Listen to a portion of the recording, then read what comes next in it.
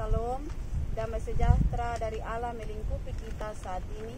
Yesus yang bangkit menyapa murid-murid dalam persekutuan yang kecil. Ia pula yang menyapa kita dalam tema membangun budaya damai sejahtera. Damai sejahtera Allah menghalau ketakutan, keraguan, dan ketidakpastian. Marilah kita berdiri dan memuji Allah Tritunggal dengan PKJ nomor 282 ayat yang kedua.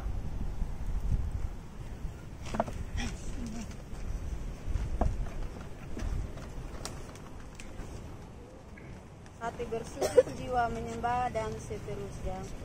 Hati bersujud, jiwa menyembah, hidupku maksudkan kasih-Mu. Hati bersujud, jiwa menyembah, hidupku maksudkan kasih-Mu.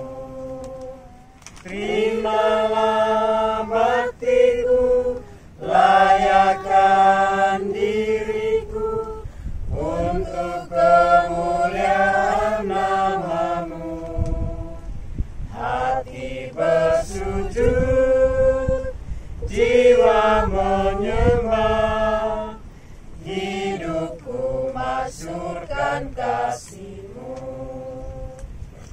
Pertolongan kita ialah di dalam nama Tuhan yang menjadikan langit dan bumi, yang memelihara kesetiaannya sampai selama-lamanya dan tidak meninggalkan perbuatan tangannya. Tuhan menyertai kita semua. Amin. Silahkan duduk kembali.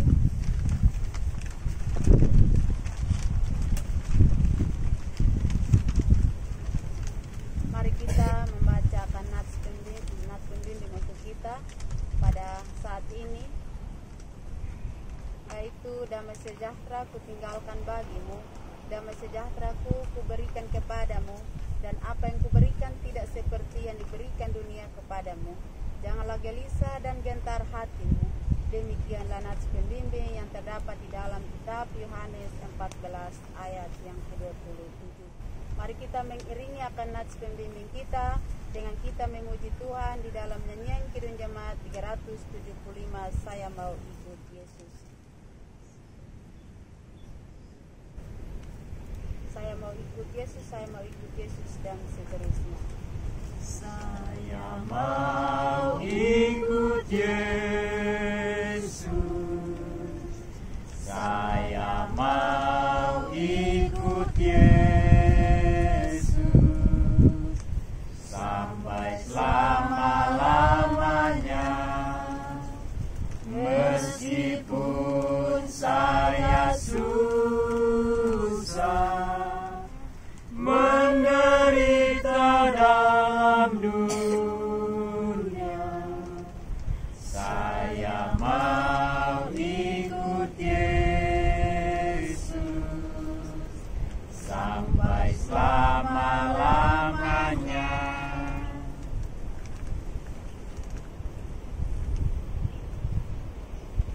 Tibalah saatnya untuk kita masuk di dalam pengakuan dosa. Tentu sebagai orang yang beriman kepada Tuhan, sebagai manusia yang tidak luput dari dosa yang kita lakukan, baik itu kita lakukan terhadap suami, terhadap istri, terhadap saudara, terhadap orang tua, terhadap sesama kita, bahkan kita menyakiti hati suci Tuhan. Marilah kita, umat yang percaya, dengan kerendahan hati kita dan mengaku dosa kita kepada Tuhan. Mari kita berdoa. Segala puji hormat kami persembahkan ke hadapan hadirat-Mu ya Tuhan. Di hadapan hadirat-Mu ya Tuhan, kami mengaku bahwa kami manusia yang tidak pernah luput dari dosa yang kami lakukan, baik itu terhadap suami, istri, anak-anak, orang tua, sesama, bahkan terhadap Engkau ya Tuhan. Untuk itu ya Tuhan, pada saat ini ya Tuhan, dalam kerendahan hati kami mohon Tuhan Engkau mengampuni kami, sucikan kami ya Tuhan, supaya kami layak di hadapan hadirat. Terima kasih ya Tuhan. Amin. Kita memuji Tuhan di dalam nyanyian KJ nomor 402 dengan versi Jiwaku Rindu. jiwa rindu Tuhan Yesus datang selamatkan beta dan seterusnya. Jiwa rindu Tuhan Yesus datang selamatkan beta, karena kalau Tuhan dekat makin aman hatiku. Biar kami memuji, tiada gelisah dan cemas, walau beban menakutkan, dengan Yesus terlepas. Berita anugerah, keluarga yang dikasihi, Tuhan yang hidup telah berkorban karena segala dosa kita. Ia telah bangkit dan menjumpai semua orang yang berada dalam ketakutan dan kehilangan harapan. Ia memberikan damai sejahtera bagi kita semua. Sudah kudapat sayang Tuhan. Sudah kudapat sayang Tuhan, meskipun banyak ku berat, melihat itu aku heran, kan kasih sayang yang ajaib lah aku tahu karunia, serta memuji rahmat-Nya. Marilah kita bermazmur kepada Tuhan. Untuk itu saya mohon kita bangkit berdiri. Kita bermazmur dalam Mazmur 69 ayat 31 sampai 37. Berbalas-balasan, saya akan membacakan tulisan yang tercetak keluar dan saudara semua membacakan tulisan yang tercetak masuk ke dalam.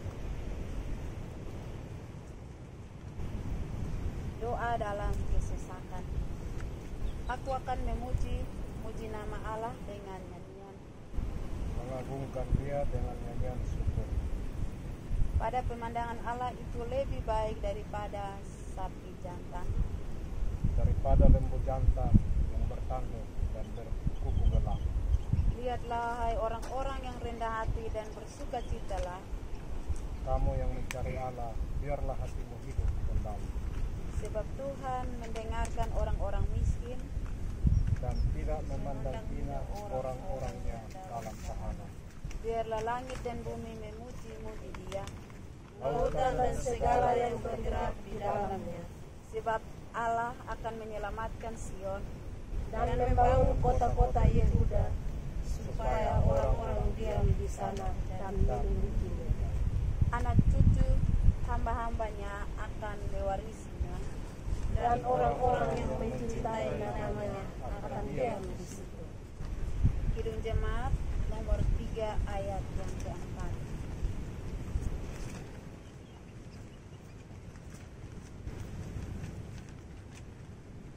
Kami puji dengan riang dan seterusnya.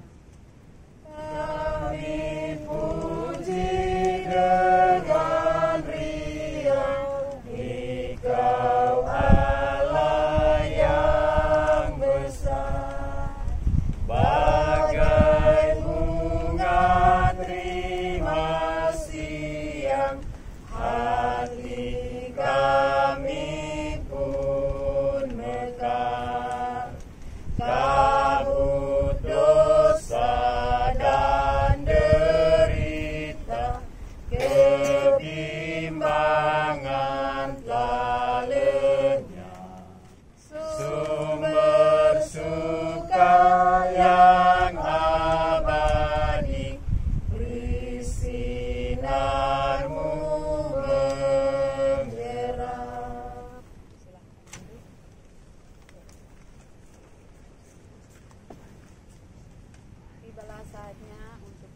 masuk dalam pelayanan firman Tuhan. Untuk itu firman Tuhan yang terpilih bagi kita dalam kitab Yohanes pasal 20 ayat 19 sampai 31. Untuk itu doa dan pembacaan dipimpin oleh anak Ecer waktu saya berikan.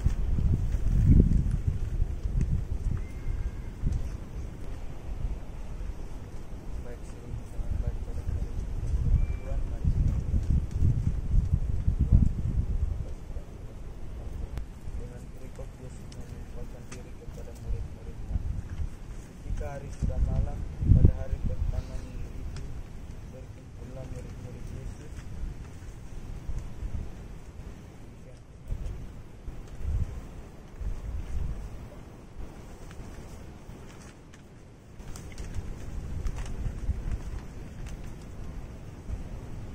Yang berbahagia adalah mereka yang mendengar firman dan yang memeliharanya di dalam setiap hidupnya. Haleluya. Haleluya. Haleluya.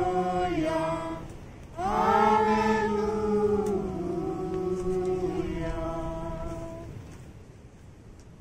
Salam. Baik, saudara semua yang dikasihi di dalam Tuhan kita Yesus Kristus. Tema kita pada kebaktian minggu ini adalah membangun budaya dalam damai sejahtera. Keluarga yang dikasihi dan diberkati oleh Tuhan, kita membaca di dalam Injil Yohanes adalah Injil yang cukup banyak memberi perhatian pada peristiwa setelah kebangkitan Tuhan Yesus. Hal ini diberitakan sebagai penjelasan mengapa Tuhan Yesus yang dimakamkan itu tidak lagi ditemukan dalam kubur, dan mengapa para murid tidak lagi merasa kehilangan Dia. Tuhan Yesus yang bangkit memberi kita harapan baru, memberi kita semangat, dan bagi pula untuk para murid juga, mereka merasakan hal yang sama. Dan hal yang demikian dirasakan para murid untuk melayani dan melanjutkan karya pelayanan.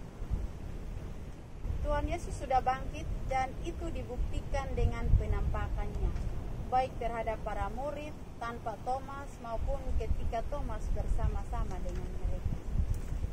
Pengalaman bertemu dengan Tuhan Yesus mengubah kehidupan mereka dari yang ketika mereka ketakutan menjadi penuh kedamaian, dari yang hilang pengharapan menjadi harapan baru. Diceritakan bagaimana Tuhan Yesus menampakkan dirinya kepada murid-murid ketika mereka mengunci diri dalam hal ketakutan. Ketika Tuhan Yesus hadir di tengah mereka, Ia mengucapkan salam damai sejahtera dan kemudian menghembusi mereka dengan Roh Kudus. Itu terdapat dalam Yohanes 20 ayat 21 sampai 22. Kita lihat pada ayat yang ke-26.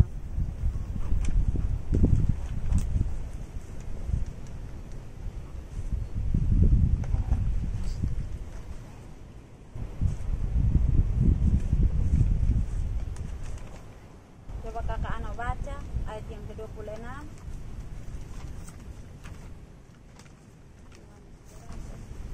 Yohanes 20 ayat 21 sampai 22. Dan juga ayat yang ke-26.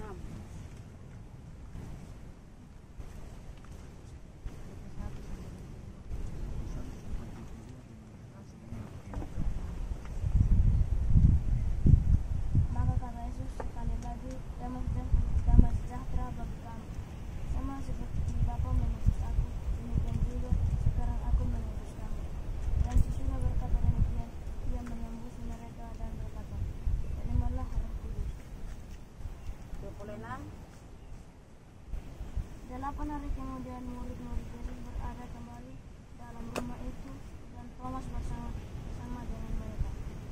Sementara pintu-pintu terkunci, Yesus datang dan Ia berdiri di tengah-tengah mereka dan berkata, "Damai sejahtera bagi kamu." Firman itu yang tercatat di dalam kitab Yohanes 22 ayat 1 ayat 22 sampai ayat 21 sampai 22 dan ayat 26 itu sangat jelas bagi kita. Karena ketika kita hidup dalam ketakutan, janganlah kita ragu. Kenapa kita tidak boleh ragu? Karena Tuhan ada bersama dengan kita. Tuhan tidak pernah meninggalkan kita walaupun kita berada di mana saja. Roh Kudus selalu menuntun kita, asalkan kita harus berpengharapan kepada Tuhan. Saya membaca sebuah buku bahwa keberuntungan itu datang ketika itu bertemu dengan kesiapan. Nah, kesiapan itu kita siap mengharapkan kepada Tuhan. Kalau kita tidak pernah berharap kepada Tuhan, maka keberuntungan atau keberhasilan kita tidak akan raih, atau apa yang kita inginkan potong semungkin dapat. Untuk itu firman ini sangat jelas kepada kita supaya kita jangan takut walaupun peristiwa yang terjadi saat ini, yang potong tahu bahwa terjadi pandemi yang berkembang ke sana ke sini, potong sebagai manusia tentu potong merasa takut. Tetapi di sini firman menjadi kekuatan kepada kita untuk potong jangan takut, karena Roh Kudus Tuhan akan menjanjikan Roh Kudus itu terus bersama dengan kita. Karena apapun yang akan terjadi, pasti dia akan ada hasil akhirnya. Dan hasil akhir itu adalah kita memperoleh sukacita. Keluarga yang diberkati dan dikasihi oleh Tuhan, berdasarkan bacaan ini ada beberapa poin merefleksi kita. Yang pertama, kehadiran Tuhan Yesus tidak dapat dibatasi oleh ruang dan waktu. Kotong harus paham baik-baik bahwa oleh ruang dan waktu, di mana kotong berada atau waktu apapun juga, Tuhan dia tetap hadir dengan kita. Bukan di tempat yang istimewa baru Tuhan hadir, atau tempat yang nyaman baru Tuhan hadir. Di mana saja tempat, Tuhan akan hadir dengan kita. Tuhan Yesus hadir di segala waktu, menembus segala ruang dan dalam berbagai keadaan. Pintu yang terkunci sekalipun, Tuhan Yesus itu bukan menjadi batasan untuk Tuhan Yesus hadir bersama dengan kita. Bekas luka pada tubuh Tuhan Yesus menegaskan bahwa Tuhan Yesus yang menderita dan mati di salib adalah Yesus yang sama, yang menyatakan diri kepada murid-murid. Kehadirannya juga kita alami saat ini dalam persekutuan keluarga dan juga dalam menghadapi berbagai pergumulan hidup, termasuk menghadapi pandemi COVID-19 atau disebut dengan virus corona. Yang kedua, kehadiran Tuhan Yesus membawa sukacita. Dia menghapus ketakutan dan kehilangan harapan. Yang tadi saya bilang, jangan sampai keberuntungan datang, kotong belum ada kesiapan. Tuhan Yesus membawa damai sejahtera bagi mereka yang menerima kehadirannya. Damai sejahtera kotong semua orang dengar. Tapi apakah kotong siap untuk menerima damai sejahtera itu atau tidak? Sekalipun saat ini kita harus menjalani semua aktivitas secara terbatas, kita percaya bahwa Allah menghadirkan damai sejahtera itu bagi kita. Damai itulah yang menopang dan menguatkan kita agar dalam tuntunan Roh Kudus, damai itu tercermin dari kehidupan persekutuan. Yang ketiga, misi memberitakan Injil diberitakan Tuhan Yesus kepada murid-murid dengan pertolongan Roh Kudus. Mungkin dalam kehidupan kita sebagai manusia, kita selalu mengandalkan akan kekuatan kita. Kekuatan kita atau yang disebut dengan latar belakang kita, mungkin karena kita mengandalkan kekayaan, mungkin karena betung sapi 100 ekor, betung uang tabungan 100 juta dan lain sebagainya. Kadangkala kita manusia potong pukul dada dengan itu. Tetapi Tuhan bilang tidak. Lu mengandalkan pertolongan Tuhan. Nah, pertolongan Tuhan kita mengandalkan dalam Roh Kudus. Yang sampai semua orang dia bisa kenal Tuhan. Tetapi dia hidup dalam mengandalkan Tuhan dan dia rasakan Roh Kudus atau tidak. Nah, itu yang menjadi penyebab utama dalam kehidupan kita. Karena segala harta benda yang kita miliki di dunia ini tidak memberikan sukacita yang kekal di dalam hidup kekal kita.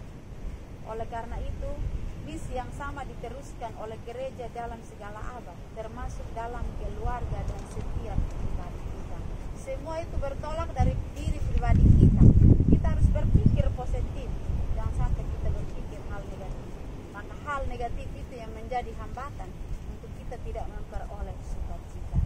Oleh karena itu, hal negatif itu belum apa-apa kotong takut. Kotong semulai berpikir, dia begini dan begitu. Tetapi di sini firman Tuhan memberikan pencerahan kepada kita untuk kita selalu berpikir positif terhadap apapun yang kita hadapi.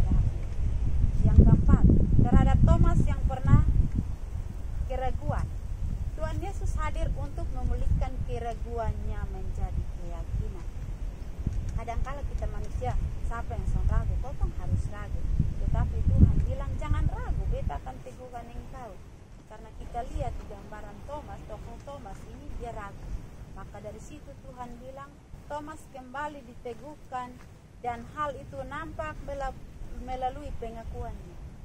Dia ragu dan terakhir dia mengaku, "Ya Tuhanku dan Allahku." Penguatan dan pemulihan yang diberikan Tuhan Yesus kepada Thomas juga berlaku bagi kita yang tidak melihat Tuhan namun percaya kepadanya.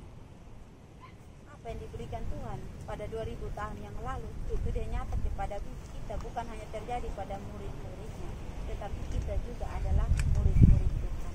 Tuhan Yesus berkata kita adalah orang yang berbahagia. Berbahagia itu terdapat dalam ayat 29b. Berbahagialah mereka yang tidak melihat namun percaya. Itu yang dibutuhkan.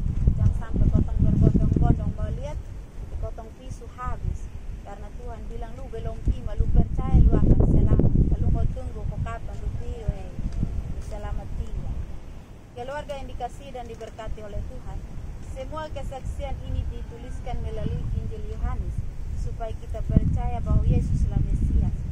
Dia itu anak Allah, dan dalam iman kita memperoleh hidup yang penuh damai dan berpengharapan kepada Tuhan. Nas pembimbing itu mengingatkan kepada kita, damai sejahtera ku tinggalkan kepadamu. Tuhan Yesus dia mati, tapi damai sejahtera dia tinggalkan kepada kita. Bukan dia pi untuk tinggalkan kotong, dia pi tapi damai sejahtera itu dia berikan kepada kita dan kotong akan nikmati. Damai sejahtera ku berikan kepadamu, dan apa yang kuberikan tidak seperti yang diberikan dunia kepadamu. Walaupun tadi saya bilang harta benda kita, walaupun beratus-ratus juta uang kita, tabungan dan sebagainya, tetapi ketika hari penghakiman yang Tuhan tanya di lupung ana dong berapa orang, lupung uang dong berapa dan sebagainya, harta benda yang lu kumpulkan di dunia berapa banyak. Tetapi ketika hari penghakiman nanti Tuhan Yesus katakan, buah apa yang kau hasilkan? Untuk itu saudara semua, janganlah gelisah dan gentar hatimu.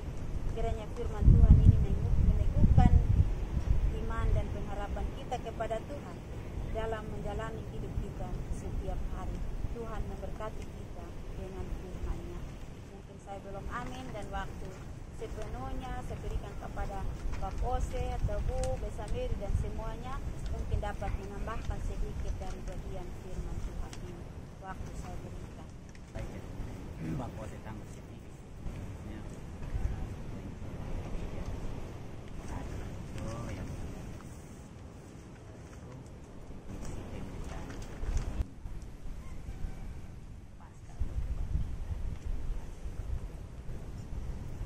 Terima kasih apa yang telah ditambahkan oleh Bapak Ose. Bapak Ose bilang firman Tuhan ini tentang damai sejahtera. Nah, kalau kotong hidup dengan kotong suami, kotong istri, kotong tetangga dan lain sebagainya, kalau kotong hidup dalam saling membenci, apakah damai sejahtera itu akan bertumbuh di dalam kehidupan kita atau tidak?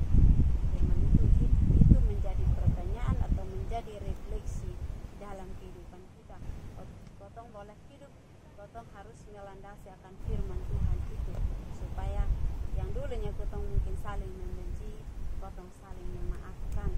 Dan saya mau tambahkan sedikit bahwa ketika kotong merefleksi akan diri kita seperti itu, kotong harus memulainya dari diri kita sendiri. Kotong harus hidup damai di dalam diri kita. Mungkin karena kita lakukan, atau mungkin karena kita saling membenci itu karena kotong pun keinginan, tetapi itu bukan karena kebutuhan. Untuk itu marilah kita hidup dalam kebutuhan, jangan hidup dalam keinginan. Kalau kotong hidup dalam kebutuhan berarti beta butuh tetangga, beta butuh saudara, beta butuh ini dan itu. Tetapi keinginan kadang dia mendorong kita dan timbul hawa nafsu kita, maka kotong saling membenci. Mungkin itu dari Bapak Ose dan mungkin dari Ibu Besamiri, Besamoe, Itom, Bapak Brusli, ada Leko, Sabi dan kesempatan. Terima kasih untuk kesempatan yang diberikan. Mungkin bisa menambahkan sedikit dari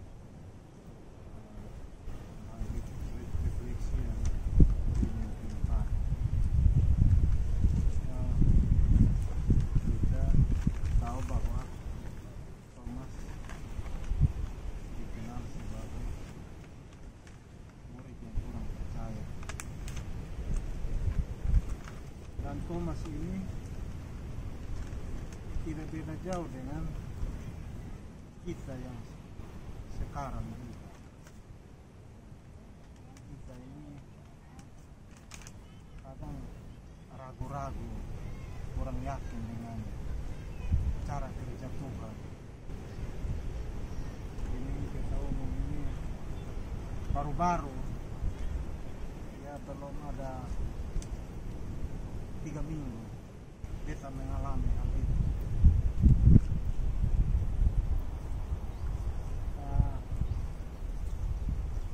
Adibu nenok nem kasong kam kawan katele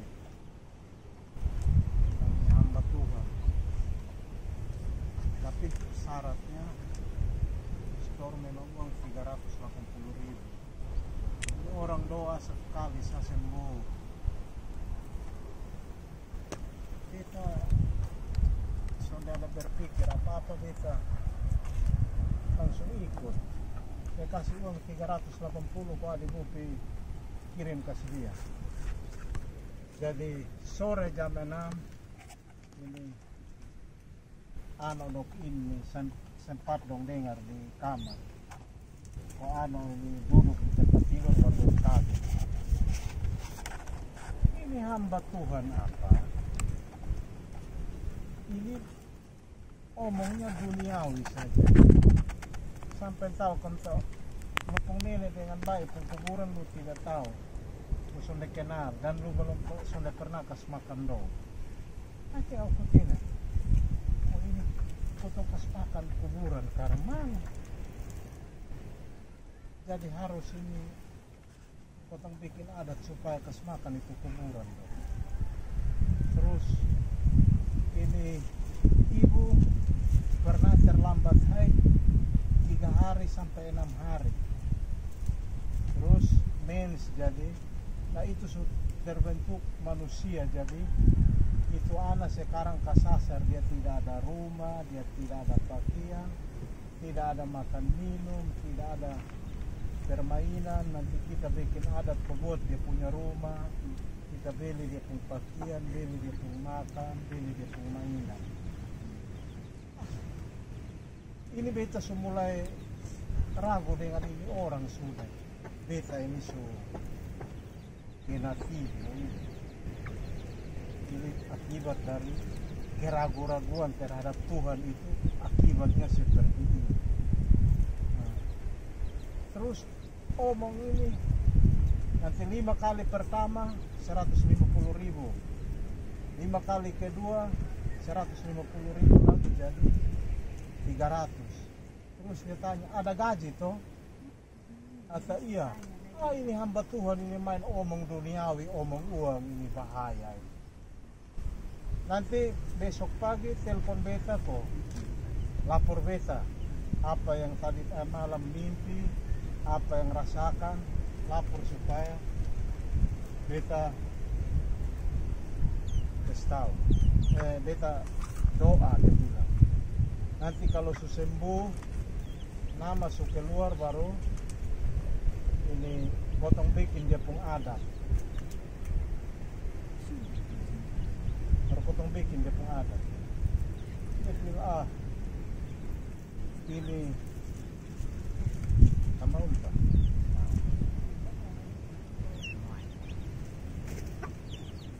Jadi pikir ini orang sudah bisa, kalau begini sudah bisa. Jadi besok sudah hubungi dia, kita langsung pulang kupang sudah.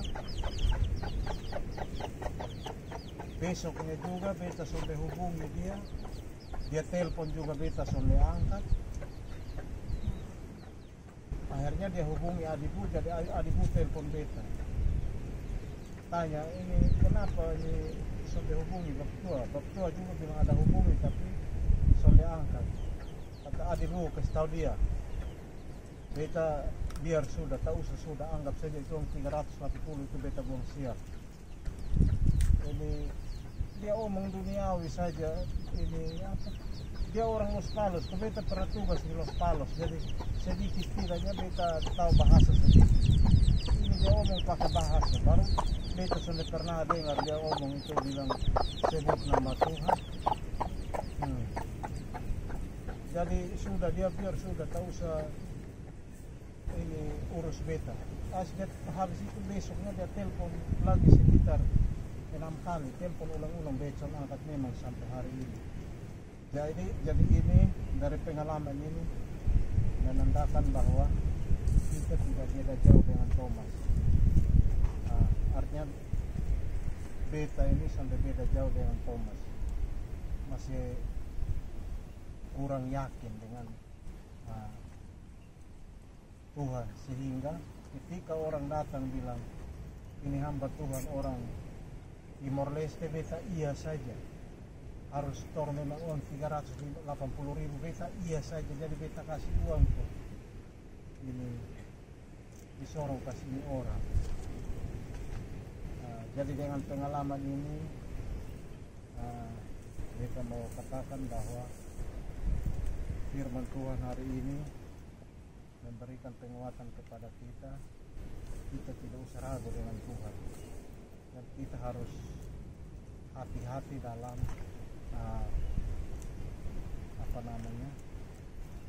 dengan yang namanya hamba Tuhan, karena ada yang mengatasnamakan Tuhan tetapi dunia yang dia tonjolkan, bukan Tuhan yang dia tonjolkan, sehingga kita tidak terjebak dalam sebuah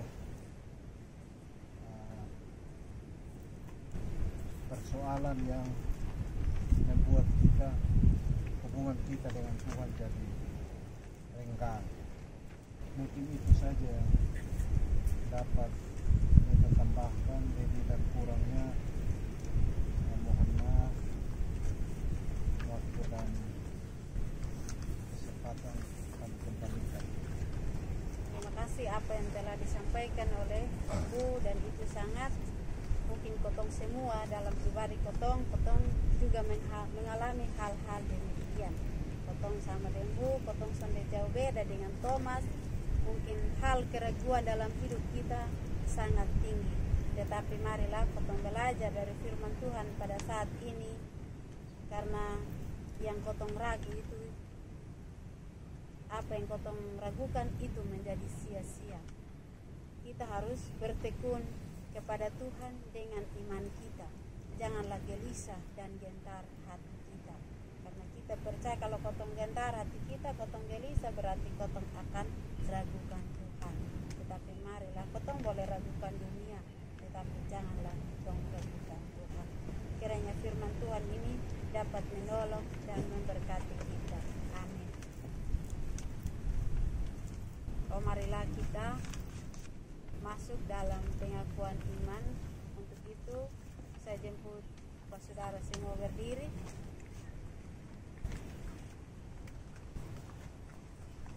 Bersama-sama dengan semua orang percaya di segala tempat dan pada segala waktu, marilah kita mengakui iman kita kepada Tuhan dengan kita berkata, aku percaya kepada Allah, Bapa yang Maha Kuasa, Khalik langit dan bumi, dan kepada Yesus Kristus, Anaknya yang tunggal, Tuhan kita, yang dikandung daripada Roh Kudus, lahir dari anak darah Maria, yang menderita di bawah pemerintahan Pontius Pilatus, disalibkan, mati dan dikuburkan, turun ke dalam kerajaan maut.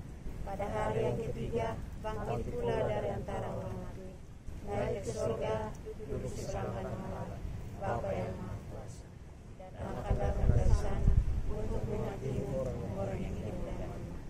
Aku percaya pada Roh Kudus, gereja yang kudus dan persekutuan Roh Kudus, pengampunan dosa, kebangkitan bagi dan hidup yang kekal. Tahanlah dan berjuang terus. Tahanlah dan berjuang terus dalam perjuangan kudus. Kristuslah pokok kuatmu dan kemenanganmu.